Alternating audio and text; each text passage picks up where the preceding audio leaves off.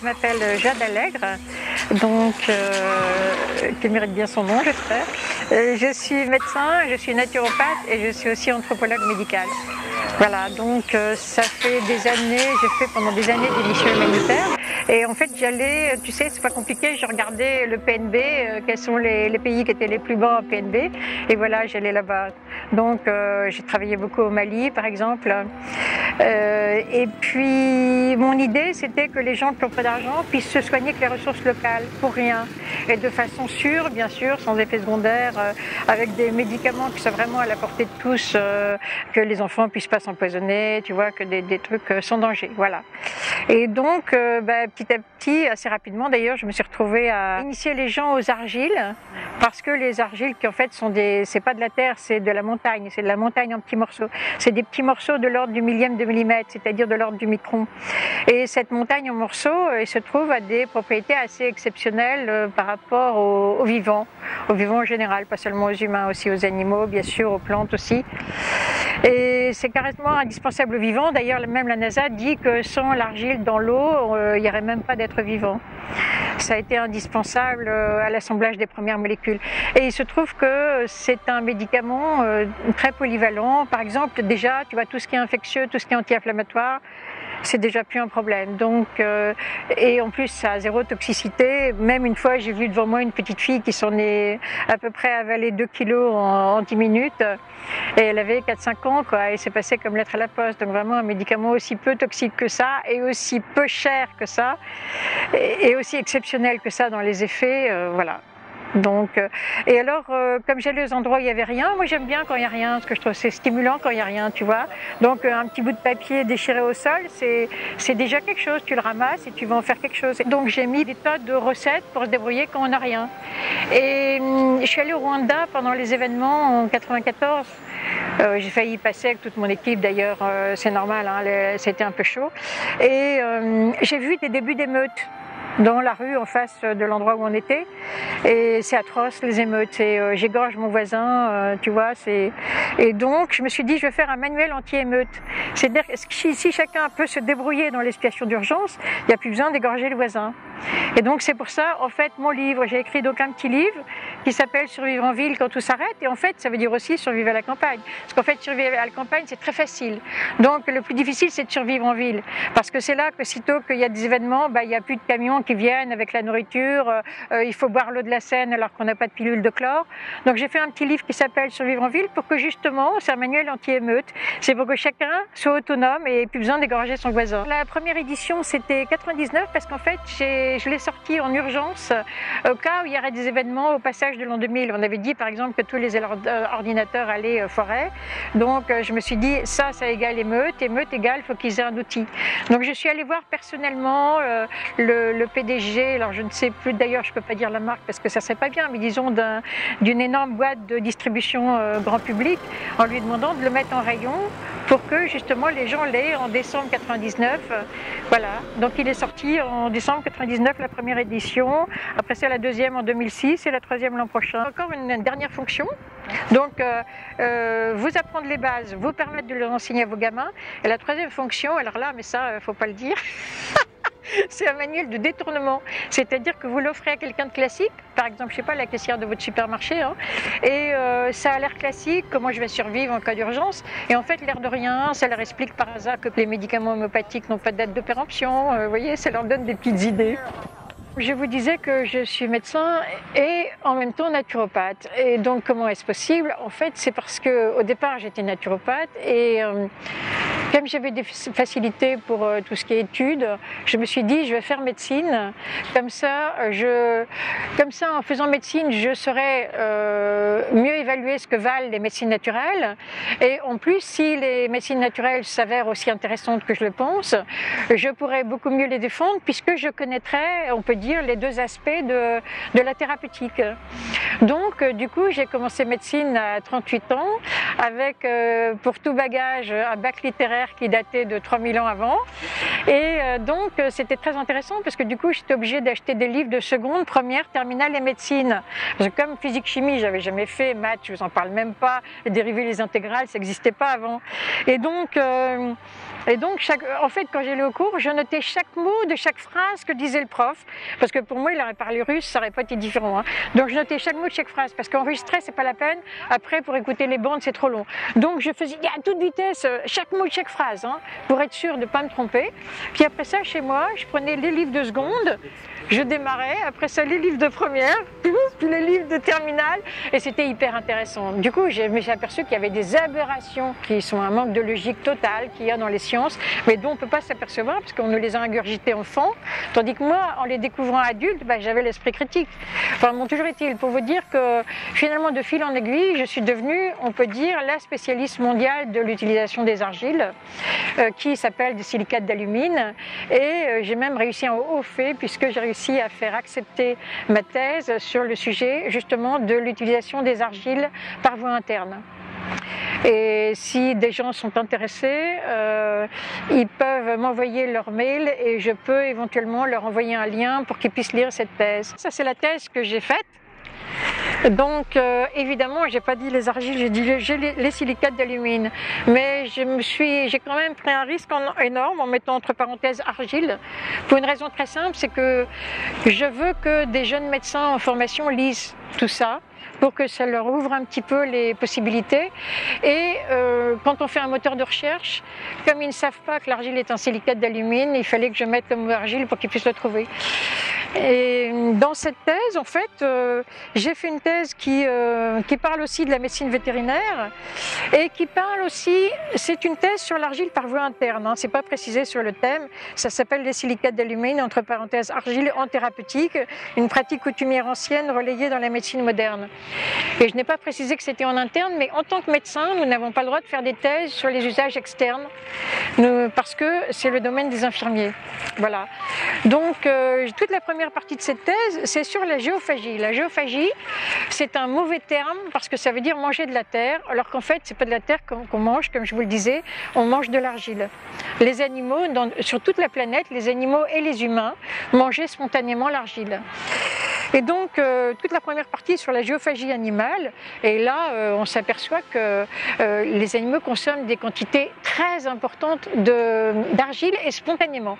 Par exemple, une des expériences les plus intéressantes que je cite dans cette thèse, c'est un jeune vétérinaire qui s'appelle le docteur François Reichart, qui a fait récemment un travail sur les rats. Et il a fait ceci, il a donné à des rats une alimentation abondante en libre service, et de qualité. Hein. Et puis en plus des aliments comme ça, abondants en libre service, il a mis 2 argiles différentes en libre service. Et bien aussi, sinon que ça paraisse, les rats se sont rués sur l'argile. Et ils en ont mangé pendant la première semaine 30% de leur nourriture. C'est-à-dire un tiers de ce qu'ils mangeaient, c'était de l'argile. Et après, par la suite, bon, à mon avis, ils ont dû combler un certain nombre de carences, réparer un certain nombre d'infections et d'inflammations dans leur corps. Et après, ils se sont équilibrés au bout de 2 semaines à peu près, à une quantité de, je sais plus, 4 ou 5% de leur nourriture en argile. Et ce qui est très intéressant, c'est que ils ont continué ça jusqu'à la fin de l'expérience. Et cela, pour un humain, correspondrait à plusieurs années. Donc, c'est une piste de recherche. Est-ce que l'argile ne serait pas quelque chose qui manque dans notre alimentation? Si on voulait partir du niveau symbolique, l'argile en fait est une structure de tétraèdres et d'octaèdres. Et les tétraèdres et les octaèdres sur le plan énergétique sont extrêmement intéressants. C'est pas par hasard que dans la Bible et dans le Coran, on dit que l'homme a été fait d'argile. Il y a quelque chose de crucial dans l'argile. Il y a même un Écossais absolument génial qui est un chimiste et qui a fait une théorie comme quoi l'argile serait l'ADN minéral qui a servi d'information de moule et de précurseur pour l'ADN organique. Et c'est passionnant. L'argile est un domaine absolument passionnant. Vous pouvez y passer une dizaine de vies sans vous lasser. Et c'est extrêmement complexe tout en étant passionnant. Pour vous dire qu'une fois, j'ai le chef de, je ne dirai pas le nom, mais il y a de l'argile même dans nos pharmacies sous le nom de certaines spécialités. Et un jour, j'ai le chef de produit d'une de ces spécialités qui m'a appelé en me disant « Est-ce que vous pourriez pas nous indiquer un bon minéralogiste parce qu'on s'en sort pas avec les espèces d'argile ?» Donc quand je vois des gens s'exciter en disant « Je veux une montmorillonite » ou « Je veux une bédélite » ou « Je veux une smectite », je leur dis « Calmez-vous, même les spécialistes, ils s'y retrouvent pas. Donc écoutez votre corps, goûtez les argiles, mettez-les toutes en rang d'oignon dans votre cuisine au même moment et vous les goûtez au même moment. Et celle que vous allez aimer le plus, c'est celle-là que vous devez choisir. Les animaux font comme ça, je veux dire. Par exemple, j'ai travaillé aussi avec des éléphants et dans le parc où j'étais avec des éléphants, il y avait 5 ou 6 endroits où il y avait de l'argile et les éléphants n'avaient choisi que 1 ou 2 endroits. Et cette argile-là, ils la mangeaient. Donc redevenez comme les animaux, c'est-à-dire écoutez votre corps. Et votre corps vous mènera à l'argile qui vous conviendra le mieux à ce moment-là. Alors, une dernière chose sur l'argile, moi qui m'a beaucoup plu, c'est évidemment, bien sûr, je vous avais déjà dit l'aspect où ça coûte rien. Donc moi qui travaille avec les gens qui ont rien, c'est bien. Parce que les gens me disent oui, mais l'essence de plante, l'essence de lavande, c'est magnifique. Je dis d'accord. Mais si vous êtes dans un bidonville ou si vous marchez sur les routes, est-ce que vous aurez de l'essence de lavande? Ben non. Moi, je m'intéresse aux gens qui n'ont rien. Hein. Je travaille pour les gens qui n'ont rien. Donc l'argile est géniale parce que, par exemple, on n'a pas filmé aux Tuileries, mais on aurait pu filmer aux Tuileries. Est-ce que vous savez pourquoi les Tuileries s'appellent les Tuileries? Parce qu'il y a une excellente argile à tuiles. Et c'est parfait pour se soigner. Donc, il y a un grand événement en France, tout est arrêté, vous prenez votre pelle, vous allez aux Tuileries. Donc, si vous voulez, quand vous êtes dans un bidonville, vous avez l'argile sous les pieds. Donc, où que vous soyez, vous avez l'argile. Mais ce que je voulais vous dire aussi, qui est crucial, c'est que tous les, enfin, pas tous, on ne peut pas dire tous, mais la plupart des peuples de l'univers ont utilisé l'argile comme thérapeutique. Et du coup, un avantage considérable de cette technique, c'est que moi, je débarque, par exemple, ça m'est arrivé de débarquer chez des tamasheks, hein, c'est des sortes de Touaregs qui vivent dans le nord de l'Afrique. Je suis allée chez eux, j'étais présentée par une personne qui bossait avec eux depuis 30 ans. Et bien, au bout de 5 minutes, j'étais plus leur frère et leur sœur que cette personne qui bossait avec eux pour 30 ans. Pourquoi? Parce qu'ils ont dit « Ah bon? Mais alors, mais nous on avait raison alors, parce que vous utilisez les mêmes choses que nous ». Et quand je leur ai montré le livre sur l'argile que j'utilise, ils étaient estomaqués, ils ont dit « Mais vous, les milliardaires, vous avez pris la peine de mettre dans des livres les médecines que nous on faisait, mais alors on avait raison ». Et là vous imaginez pas, on se tapait tous sur les cuisses. « Ah ben vous l'utilisez quoi? Ben nous on l'utilisait ça, et vous l'utilisez à quoi? Et vous êtes frères et sœurs avec l'univers. C'est extraordinaire. Vous êtes frères et sœurs aussi avec tous les animaux, parce que tous les animaux l'utilisent, de l'orang-outan au serpent, tout le monde utilise l'argile. Donc vous êtes sur le même plan. Moi les premiers hommes, les premiers hommes sauvages que j'ai rencontrés, c'était des gens qui vivaient dans les jungles du Sri Lanka. Et ben, au bout de 5 minutes, on était poteaux. Parce que je leur ai dit, parce que je savais, d'après des rapports d'explorateurs de 1800, que certains peuples, quand ils avaient rien à manger, mangeaient de l'argile. Donc je leur ai posé la question, je leur ai dit, c'était donc au Sri Lanka, j'ai posé la question à ces hommes, je leur ai dit, mais vous, quand vous avez rien à manger, qu'est-ce que vous faites? Et là, alors que le document que j'avais parlait d'Amérique du Sud, et bien là, je me retrouvais en Asie et ces hommes-là m'ont dit, on n'a rien à manger, on cherche de l'argile et on cherche un peu de miel sauvage. Et donc du coup, j'ai goûté leur argile, mais je vous assure, heureusement que j'avais la mienne à prendre après. Elle était assez chaude, leur argile.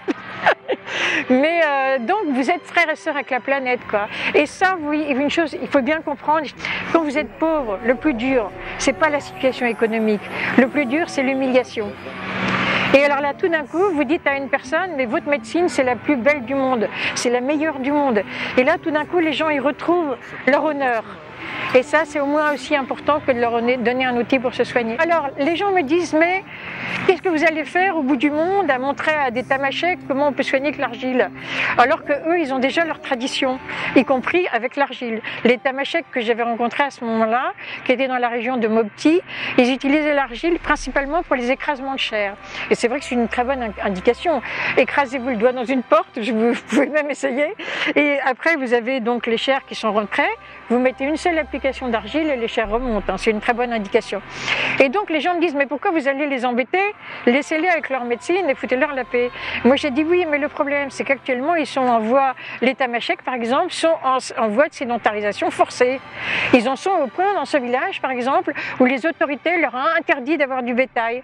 Ils leur ont interdit d'avoir du bétail pour pouvoir les sédentariser et les contrôler. Et ils les forcent à cultiver évidemment toutes les cultures rates, parce que dans la tradition des Tamasheks c'est l'animal, c'est pas le végétal. Donc pourquoi j'y vais? Parce que les Tamasheks, ils ont plus de troupeaux, ils vont se retrouver un jour dans un bidonville aux abords des villes. Et dans le bidonville aux abords des villes, ils auront plus les plantes qu'ils avaient dans le désert. Une autre chose aussi importante, c'est que chaque peuple a développé l'utilisation de l'argile pour la chose dont il avait besoin. Par exemple, les Tamasheks en avaient besoin pour l'écrasement de chair. Mais pour la diarrhée, ils avaient les graines de baobab. Et la pulpe qui est autour de la graine de baobab est un médicament parfait de la gastro. Donc du coup, eux ne savent pas que l'argile marche aussi pour la gastro. Et donc mon rôle à moi, c'est de leur dire tiens, mais vous savez, en revanche, dans tel pays, ils peuvent utiliser l'argile quand les enfants ont la gastro. Et même chez la gastro des personnes âgées, et même chez la gastro des gens qui sont carencés en protéines, ça marche. Et c'est remarquable, et en une seule prise, vous arrêtez votre gastro.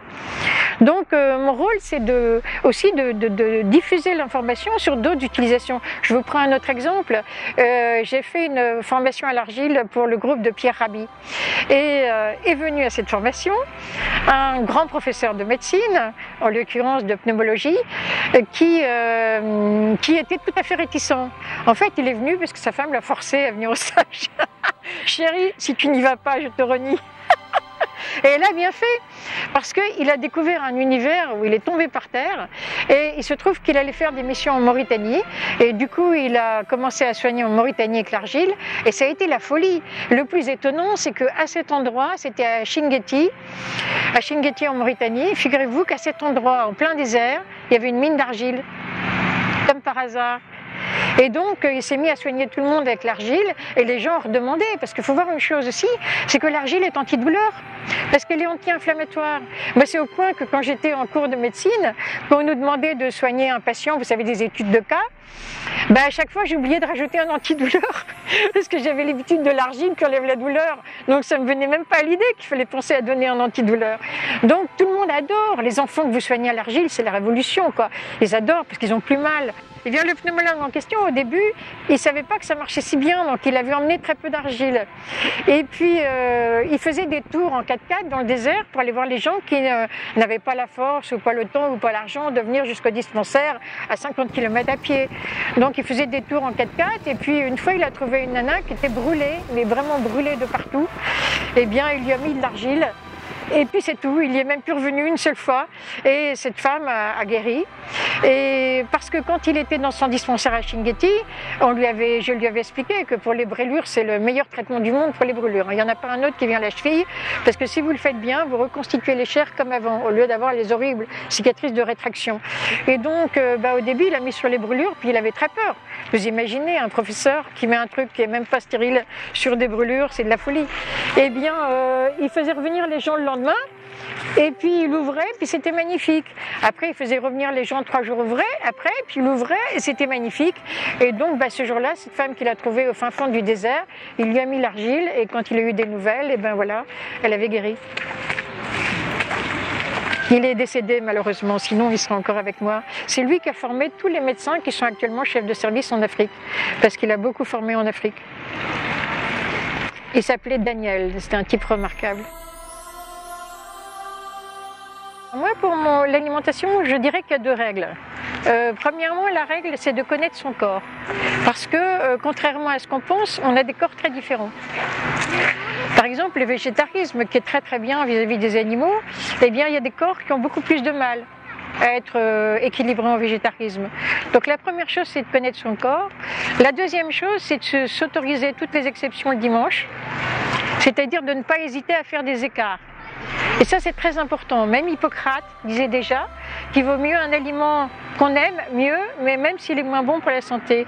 Et je pense que c'est très important. Donc, vous savez, on dit par exemple, oui, mais moi je dis du coup, comme je jeûne très souvent, je n'hésite pas à baffer à d'autres moments, c'est-à-dire à me faire des grands gueuletons. Et l'autre jour, j'ai discuté avec quelqu'un qui me disait, oh là là, mais ça c'est pas bon pour la santé, il faut être régulier, il faut être mesuré, etc. Et je lui disais, mais quand vous étiez homme préhistorique, est-ce que vous imaginez ce qui se passe? Mettons qu'on trouve un mammouth mort, eh bien vous allez baffrer pendant 3 jours, mais à vous faire vomir, mais à être malade, à étouffer tellement vous allez manger. Et après ça, vous allez peut-être plus manger pendant 3 semaines. Donc la régularité, c'est un mythe des diététiciens modernes. Ça ne correspond pas du tout au corps. Donc je dirais qu'en alimentation, je vais vous faire rigoler, mais pour moi, la chose la plus importante en alimentation, c'est d'apprendre à jeûner. Jeûner, vraiment, plus ça va et plus je dis qu'on ne peut pas en faire l'économie. C'est indispensable, indispensable, indispensable. C'est-à-dire que ça permet de refaire son crédit. Vous refaites votre crédit au niveau santé. Vous videz les tonneaux, quoi. Et en plus, jeûner, ce qui est très intéressant dans le jeûne, c'est que vous donnez enfin la main à votre corps. C'est-à-dire que c'est votre corps qui maintenant décide de ce qu'il veut faire. Et lui, il est beaucoup plus futé que nous. Donc, il a une intelligence, le corps, qui est faramineuse. Nous, on arrive à peine à suivre.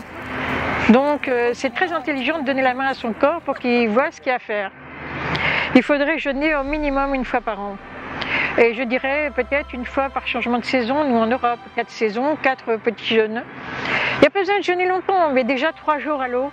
Mais quand je dis à l'eau, c'est à l'eau. C'est-à-dire que tant que vous prenez un tout petit quelque chose, mettons vous prenez, je sais pas, un tout petit jus de citron, un quart de pomme, eh bien le corps ne va pas s'y mettre. Parce que le corps va juste se dire, tiens, c'est une période de pénurie, bah, je me mets en stand-by et je vais attendre que ça s'arrange. Tandis que si vous lui donnez rien du tout, mais rien du tout, de chez rien du tout, c'est-à-dire juste de l'eau en option, eh bien à ce moment-là, il va être forcé de se réorganiser et c'est là que ça devient intéressant. Donc la chose essentielle pour l'alimentation, c'est de ne pas manger. J'adore les paradoxes, je suis désolée. Moi, je mange principalement cru, oui, et principalement avec les règles de l'alimentation originelle, c'est-à-dire en écoutant l'instinct. Et puis voilà, quand j'ai envie, je mange cuit, mais c'est vrai qu'en fait, je mange de plus en plus cru parce que c'est tellement meilleur au niveau du goût. Hier, j'étais avec des gens qui sont venus me voir en médecine naturelle parce que je fais des consultations de médecine naturelle et d'iridologie, donc c'était des gens qui avaient pris le train, qui étaient venus de Loire-Atlantique pour me consulter. Donc avant qu'ils ne prennent le train du retour, on est allé faire le tour de petites épiceries pour s'acheter un truc pas cher.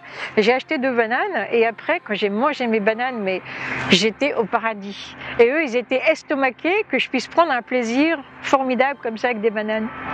Mais les bananes, quand vous les mangez au bon moment, mais c'est exquis. Chaque bouchée, j'étais au paradis. Dans l'alimentation crue telle qu'elle est pratiquée, il y a à mon avis quelques améliorations à faire. Et je pense que pour faire ces améliorations, je pense que c'est intéressant de s'inspirer de l'alimentation des grands primates. Par exemple, dans l'alimentation des grands primates, la consommation d'insectes est très présente. Je pense que si on est végétarien, je pense que néanmoins, les insectes, ça fait mal au cœur, surtout qu'on ne sait pas très bien comment les tuer sans leur faire mal. Les insectes peuvent être malgré tout peut-être une ressource peut-être nécessaire, malheureusement. Par exemple, les grands primates mangent aussi beaucoup des tiges fraîches, la sève qui est à l'intérieur des tiges. Et je pense que c'est aussi quelque chose dont on devrait s'inspirer. Bon, c'est comme de manger à des repas à heure fixe, c'est complètement idiot. Est-ce que les animaux... Enfin, ceci dit, les animaux connaissent l'heure et de façon très précise, mais je ne suis pas sûre que les orang-outans se disent « Tiens, il est 9h35, il est temps que j'aille manger, quoi ». Il y a une chose, moi je dirais une chose qui est essentielle à comprendre, c'est qu'on ne sait rien. On ne sait rien. Ce qu'on connaît, c'est ça. La réalité, c'est ça. Et encore, elle est infinie. Hein. Et ce qu'on connaît, c'est ça. Donc, ne prenons pas des décisions sur notre tête. Hein. Prenons des initiatives en regardant ce que font nos cousins, les grands singes. Ça sera déjà beaucoup plus juste que de faire un raisonnement intellectuel sur le nombre de protéines qu'on doit avoir chaque jour et sous quelle forme. Moi, je n'arrête pas avec mes patients de leur dire... Alors, vous préférez quoi? Vous préférez les noix, les noisettes ou les amandes? Et classez-moi les 3 par ordre de préférence. Ils ont un mal fou, parce que les gens ne s'écoutent pas. Ils vont manger des noix parce que c'est ce qu'il y avait à l'épicerie. Alors que leur corps leur dit, dans certains genres de corps, leur corps va leur dire « Non, non, les noix c'est beaucoup trop gras, je ne peux pas ». Et leur corps va leur dire, ah, moi je raffole des pistaches, c'est même pas la peine, j'ouvre un sachet, je le mange entier. Donc à ce moment-là, c'est pas des noix qu'ils doivent acheter, c'est des pistaches. Vous voyez? Donc j'amène les gens à s'écouter, s'écouter et s'écouter.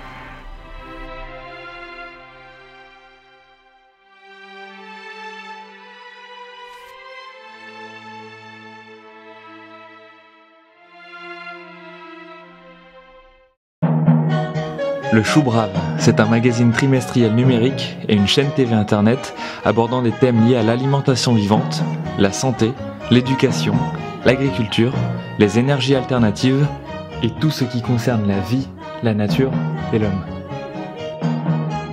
Des e-books de recettes crues sont à télécharger sur le site internet du Chou Brave. Le nouveau livre papier de 59 recettes crues pour tous les goûts, se commande également sur le site. Retrouvez-nous en ligne et dans les salons ou congrès auxquels nous participons. À très vite!